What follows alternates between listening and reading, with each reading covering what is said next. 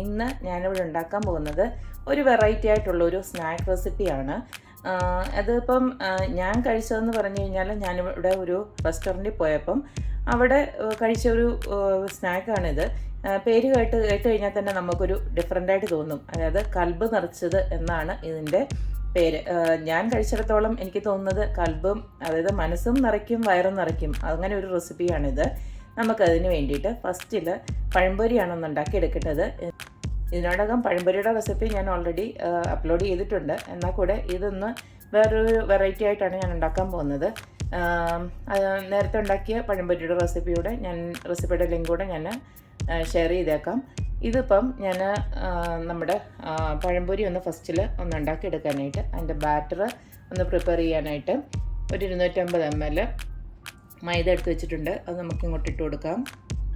1/2 cup നമ്മുടെ besan floor, അതായത് കടലമാവ്. ഇനി ഒരു 1/4 കപ്പ് നമ്മുടെ അരിപ്പൊടി. ഇനി ഇതിലേക്ക് നമുക്ക് ആവശ്യാനുസരണം ഉപ്പ് ഇച്ചിരി ഒന്ന് ചേർത്ത് കൊടുക്കുക. പിന്നെ നല്ലൊരു കളർ കിട്ടാനായിട്ട് ഞാൻ കുറച്ച് മഞ്ഞൾപ്പൊടി ആഡ് ചെയ്യുന്നുണ്ട്. അത് ഓപ്ഷണലാണ്, വേണ്ടവർക്ക് മതി. ഇല്ലെങ്കിൽ നമ്മുടെ ബേസൻ ഫ്ലോറൊക്കെ ഇട്ടിട്ടുണ്ടല്ലോ, അപ്പോൾ അതിൻ്റെ കളറാണെങ്കിലും മതി, കുഴപ്പമൊന്നുമില്ല. ഇത് വേണ്ടവർക്ക് മാത്രം ആഡ് ചെയ്താൽ മതി. അടുത്ത് നമുക്ക് ഇതിലേക്ക് കുറച്ച് എള്ളൊന്ന് ആഡ് ചെയ്ത് കൊടുക്കാം. എള്ള് വേണമെങ്കിൽ യൂസ് ചെയ്യാം, അല്ലെങ്കിൽ നമ്മുടെ ചെറിയ ജീരകം വേണമെങ്കിൽ യൂസ് ചെയ്യാം. നമുക്കിതിലേക്ക് കുറേശ്ശെ വെള്ളം ഒഴിച്ച് കൊടുത്തിട്ട് നല്ല തിക്ക് ബാറ്ററായിട്ട് ഇതൊന്നാക്കിയെടുക്കണം.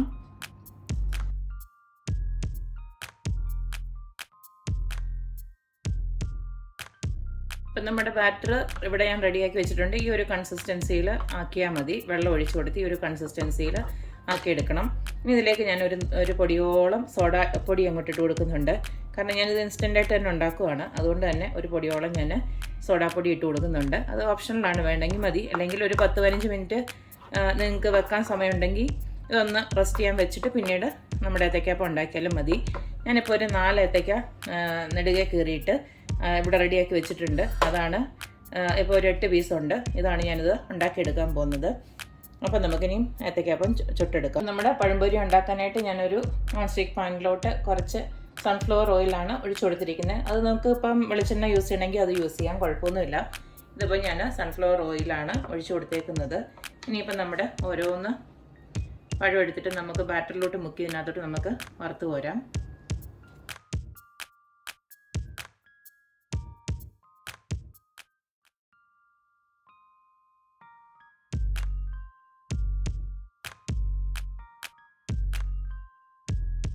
ഇപ്പം നമ്മുടെ കൽബ് നിറച്ച ഉണ്ടാക്കാനായിട്ട് വേണ്ടുന്ന ഐറ്റംസ് ആണ് ഈ ഇരിക്കുന്നത്.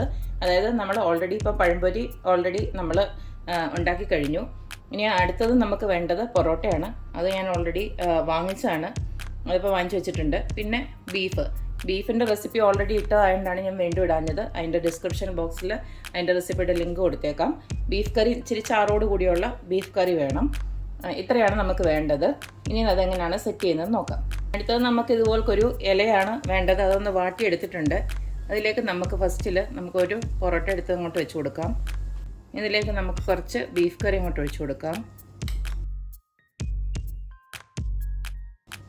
അടുത്തത് നമുക്ക് നമ്മുടെ വറുത്ത് വെച്ചിരിക്കുന്ന പഴംപൊരി അതങ്ങോട്ട് വെച്ച് ഇതിലേക്ക് കുറച്ചും കൂടെ ബീഫ് അതിൻ്റെ മുകളിലോട്ട് ഒഴിക്കുക. അടുത്തത് നമുക്ക് ഇതിൽ ഒരു പൊറോട്ടയുടെ അങ്ങോട്ട് വെക്കുക. പിന്നെ നമുക്ക് ഒന്ന് പൊതിഞ്ഞെടുക്കണം.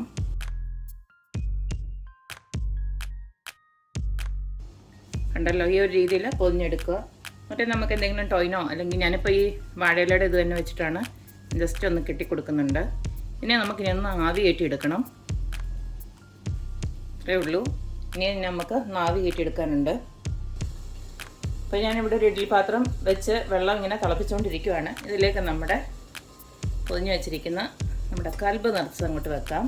ഇതിനി അടച്ചു വെച്ച് ഒരു 5-10 മിനിറ്റ് ഒന്ന് ആവിയിലൊന്ന് വേവിച്ചെടുക്കണം. അപ്പോൾ ഇതെല്ലാം കൂടെ നല്ലൊരു നല്ലൊരു രുചികരമായിട്ടുള്ളൊരു വിഭവമായിട്ട് മാറും.